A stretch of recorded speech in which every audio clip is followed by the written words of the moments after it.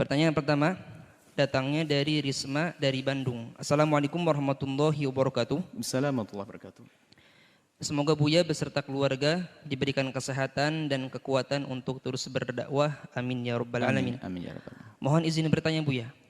Saya mendengar ada himbauan prosedur khusus bahwa jika seseorang meninggal dengan keadaan terkena COVID-19 atau virus corona, dilarang untuk memeluk, mendekati, tidak disambut keluarganya. Bahkan tidak diperbolehkan untuk memandikan jenazahnya. Jenazah akan dimasukkan ke dalam body bag, ditayamum di atas balutan plastik dan dikebumikan. Bagaimana pandangan Islam menyikapi hal tersebut? Dan apakah zaman Rasulullah SAW juga ada tayamum untuk jenazah?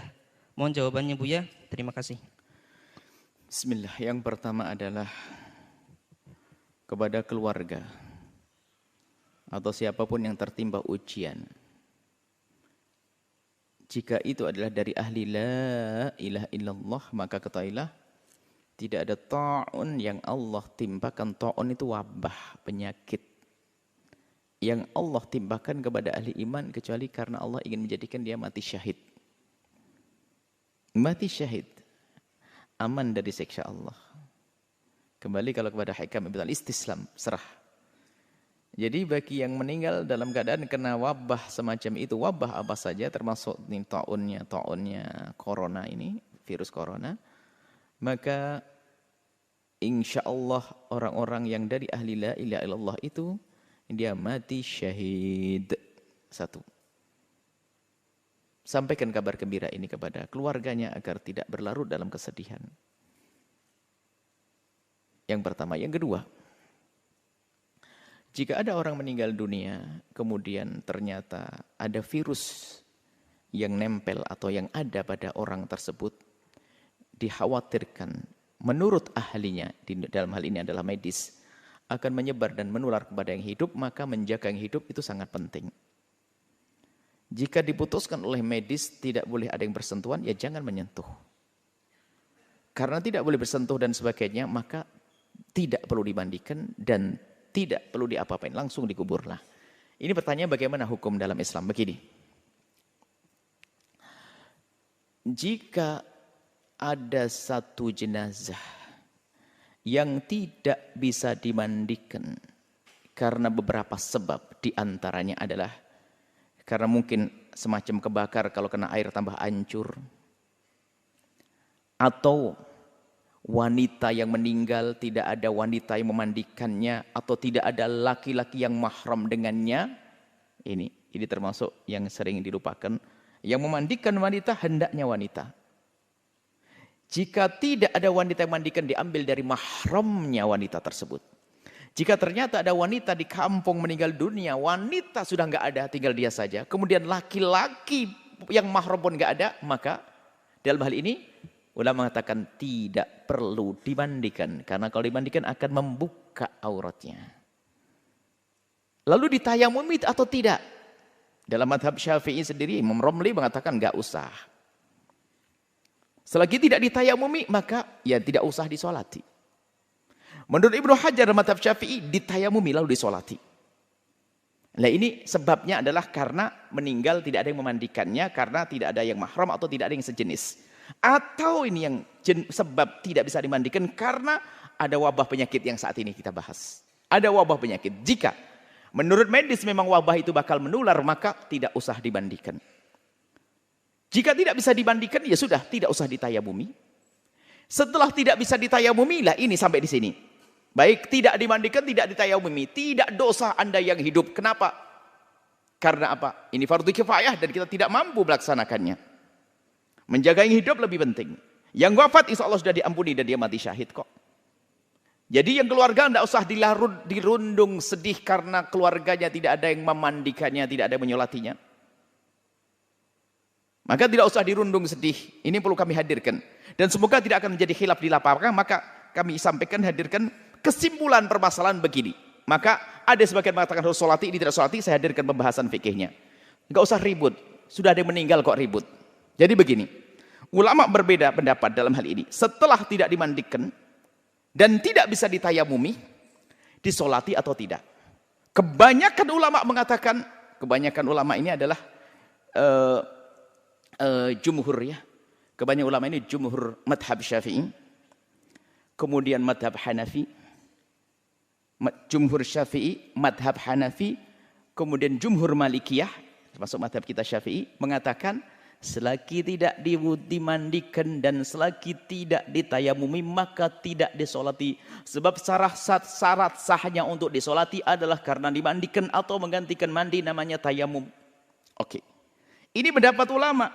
Kalau Anda ikut ini nggak ada masalah, maka maaf kena corona sudah dibungkus selesai dikubur. Kok kasihan? Nggak perlu kasihan, dia mati syahid. Tapi pendapat yang lain seperti sebagian dari mazhab Syafi'i, mutaakhir ulama Syafi'iyah ada, termasuk tadi kita kemudian mazhab Hambali. Artinya ada ulama termasuk dari mazhab Malik seperti ada sebagian Malikiyah. Artinya pendapat yang kedua, biarpun tidak dimandikan dan tidak ditayamumi, boleh disolati, sah disolati. Dan ini biarpun bukan menurut jumhur ulama Syafi'iyah, kami cenderung mengarahkan ke yang ini. Kenapa? Agar terhibur yang hidup. Jangan sampai sudah kena musibah, saudaranya kena corona, kemudian tidak ada lagi yang menyolati gara-gara tidak dimandikan. Jangan sampai sedih di atas sedih. Maka biarpun ini pendapat lemah dalam mazhab Syafi'i, akan tapi tujuh mazhab yang lain, maka biarpun tidak dimandikan, kemudian tidak ditayamumi, maka disolati. Ini menurut pendapat. Tapi kalau Anda ketemu orang yang keras pendapat tidak disolati karena tidak dimandikan, ya sudahlah, terserah. Yang penting jangan ribut. Ini yang kami hadirkan di lapangan supaya tidak bisa ribut. Yang tidak disolati nggak ada masalah. Nggak dosa kita karena apa? Tidak memenuhi syarat untuk bisa disolati. Lalu yang menyolati apa? Ya, kita kan kalau ittaqullah mastata'tum, kalau takut kepada Allah kita menjalankan perintah semampunya. Yang mampu disolati, nggak mampu dimandikan, dimandikan. Nggak bisa memandikan, ya disolati. Biarpun itu lemah dalam mazhab Syafi'i, tapi dalam mazhab lain dianggap sebagai pendapat yang perlu ditonjolkan hal ini.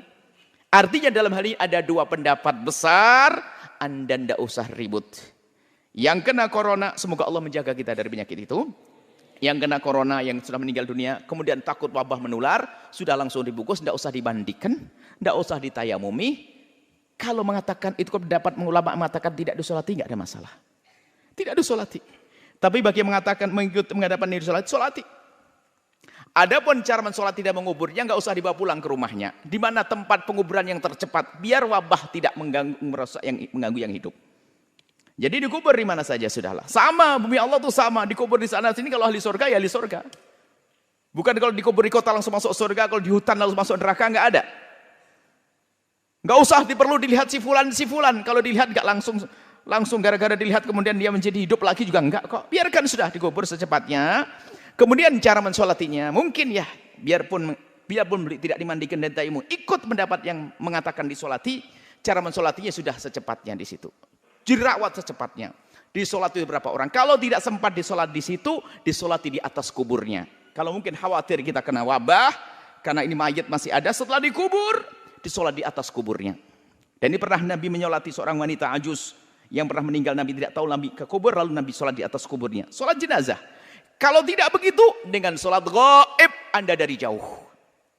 Sholat gaib ini adalah ada menurut jumhur ulama selain mazhab Hanafi. Artinya ini pendapat ulama mudah.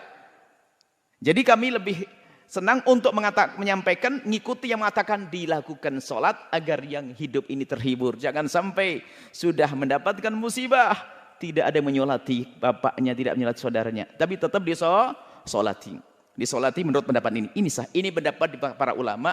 Maka mohon agar hal-hal macam ini enggak jadi bahan ribut lah sana sini. Yang menyolati silakan nyolati, yang enggak.